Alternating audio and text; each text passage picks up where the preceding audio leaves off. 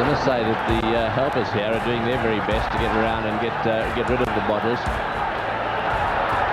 And of course, huge security at the start of play, which prevented a lot of the people coming to this ground bringing anything in. But this is a very disappointing performance by these folk here in Calcutta. The Bengalis love their cricket, but they've got to learn to lose as well. Yes, Tony, I think what's happening, they're unhappy, they're angry.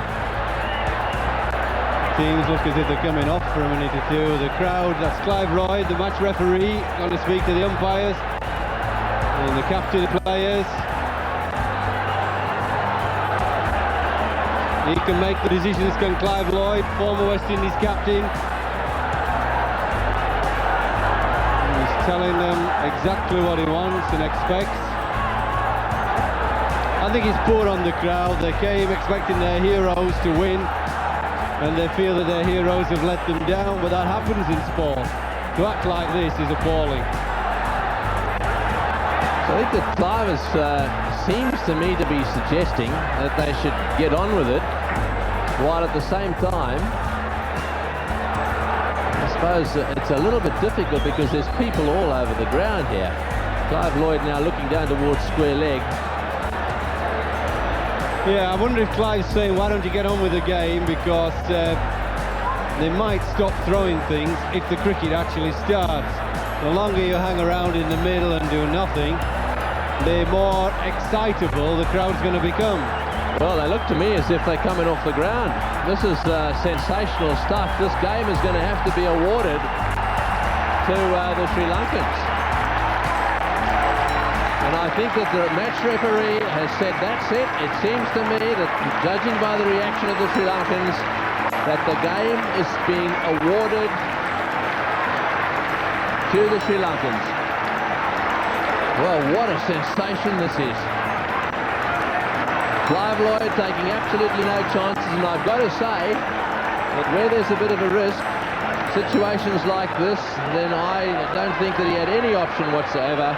The Indians are out there complaining, Campbell is complaining, but Clive Lloyd's making his position absolutely clear, and he said, look, if they can't behave themselves and we can't get on with this match, that's the end of that, and I'm awarding the match to the Sri Lankans. Well, Ravi Shastri's moved in here, and he'll be pretty disappointed with the way things have turned out. He's with Jeff Boycott. Well, thank you, Tony. Really, this has been disgraceful behavior by the Calcutta crowd. One that wasn't expected. It's only a game. You must be able to accept defeat in your stride as a sportsman. And in fact, they must stand up and realize the fact that their country has been outplayed by Sri Lanka. There's nothing wrong in that. It's only men who can do it. And really, this is most unfortunate.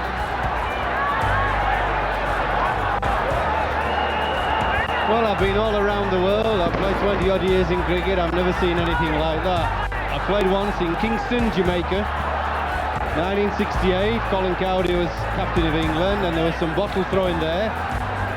Tear grass by the police.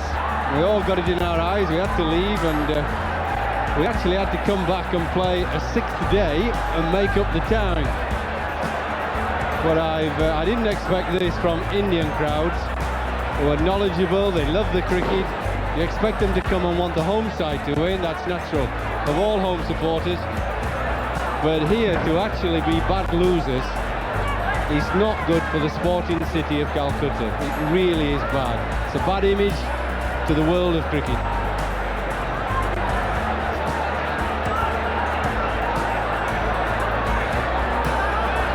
Well, that's the score there for you. 120 for 8 India. Really in dire straits, and it's most unfortunate that this game has come to a halt because of the unruly behavior by the crowd. Calcutta has a reputation of having a very sporting crowd, but really they haven't done any justice to that reputation today, especially in the last half hour or so. It really hasn't been a pleasant sight. It's been bottles being thrown all over the place, fruit being thrown all over. And really, this must be a very difficult decision for the match referee, Clive Lloyd. I, for one, really won't be surprised if the bottle throwing doesn't stop pretty quickly, if he doesn't abandon the game, because it can get dangerous out there. There's no question about the fact that the Sri Lankans have outplayed the Indians today.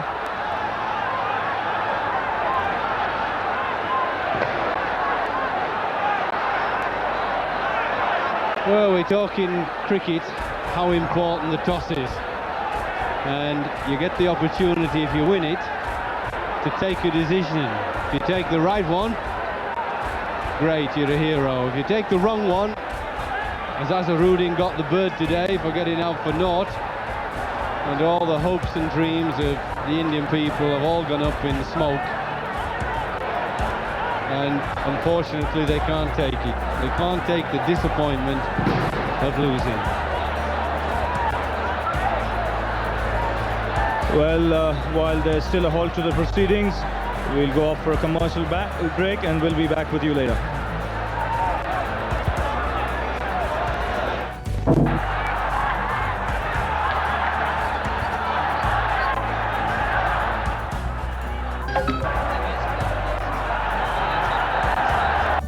I'm very disappointed, really, in the crowd behaviour, because you never know. Already they're 8 down, but that's not how cricket goes, and I'm very disappointed that they behaved in this manner. And we've got to try and finish the game. I'd like to finish the game. I wouldn't like to know that I've got to call it off and give the game to Sri Lanka. Well, what really is the decision you've taken? What have you asked the ground staff to really do? Well, I asked them to try and clear the ground up because there are bits of broken bottle around, and we try to get the police more or less intermingling with the crowd as such, and try to get them to desist from this sort of behaviour, because it's been a bit of a struggle for India, no doubt about that. But the point is that they won the toss, and Sri Lanka played extremely well, and I think that in this game you win some and you lose some. Well, just in case that things don't improve out here, what sort of decision can you take? Well, the point is, if it doesn't improve, it's obvious I'd have to give the game to Sri Lanka. That's in my remit, and I will do so. I'll have no problems in doing so. And I'm very disappointed. I'm very disappointed about it. Well, it's a big game, the semi-final of the World Cup. You heard the match referee Clive Lloyd saying there that everyone really is disappointed with the way things have gone on in the last half an hour or so, but the two umpires are still out in the middle. They're hoping that things will come back to normal, and really you can see some of the spectators there really showing their sporting spirit by saying, "We are sorry, but congratulations to Sri Lanka. I think they deserve it.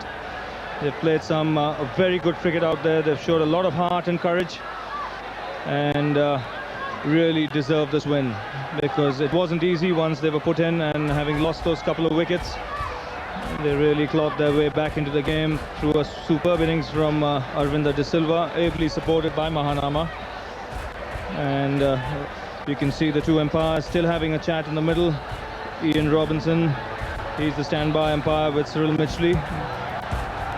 The umpire actually officiating today is Steve Dunn.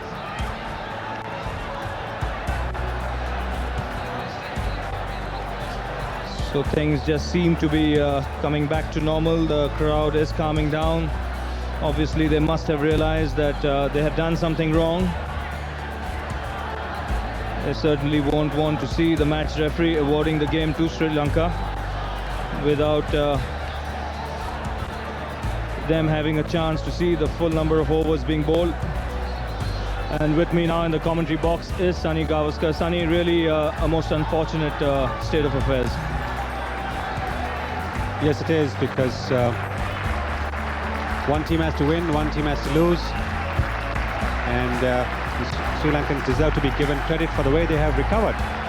They lost 2 wickets in the first over of the game, but they recovered to post a total of 251, and now after some order has been restored, the Sri Lankan team going out to field again. We'll have to wait and see how many overs have been cut off by the umpires and the match referee. for this hold-up in play. But all this is certainly not going to help India. Well, it certainly won't, but it's nice to see the players back out in the middle. Well, that's what everybody wants. They want to see some cricket. They want to see a proper winner. And it would have been most unfortunate if Sri Lanka had to win a game when they actually couldn't finish it. And you can see the match referee out there in the middle doing the calculations, having a chat with the Sri Lankan captain.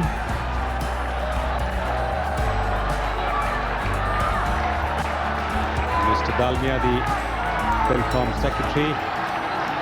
Nasimul Ghani on the extreme left. The standby match referee, that's Clive Lloyd in the middle there.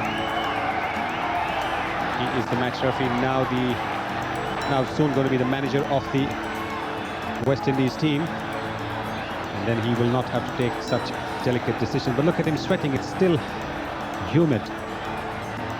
Well, Sonny certainly wouldn't have minced any words there when he spoke to Arjuna Ranatunga. It seemed from here he said that, well, give it another go. In case there's something that happens again, well, we'll take some sterner action. But all seems to be well. The batsmen are out as well, Kamble, and with him Anil Kumble. And both these batsmen out in the middle have a tremendous task in front of them to haul India out of trouble. In fact, they'll have to play. But it just seems that there's still trouble out there. There was a man sent to field at deep mid-on, but he's been not been treated well by the crowd. He's had something thrown at him. Ranatunga has complained to the umpires, and I really see that, well, it just looks by the look of things there that the match has been abandoned and given to Sri Lanka. The Sri Lankans are absolutely delighted. They deserve this win, albeit in conditions that wouldn't have amused them, but really it has been a sorry tale for India.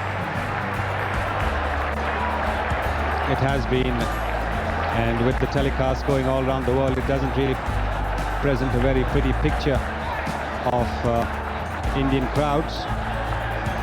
As I said earlier, one team's going to win and one team's got to lose in a one-day game.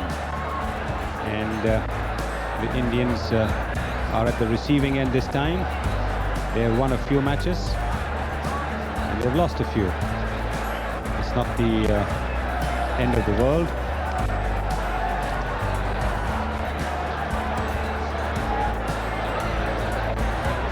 You can literally see the shock on the faces of a lot of people here. They did not expect this to happen. I don't mean the result of the game, but the behavior of the crowd. And it's been a long time since a match has been abandoned. And you can literally see the tears in the eyes of Vinod Kamble. He knew that he was only a step away from a World Cup final, but he'll have to live another day to see that occasion. What he can do now is to walk into the Sri Lankan dressing room, shake their hands and say, well done, you deserve to win.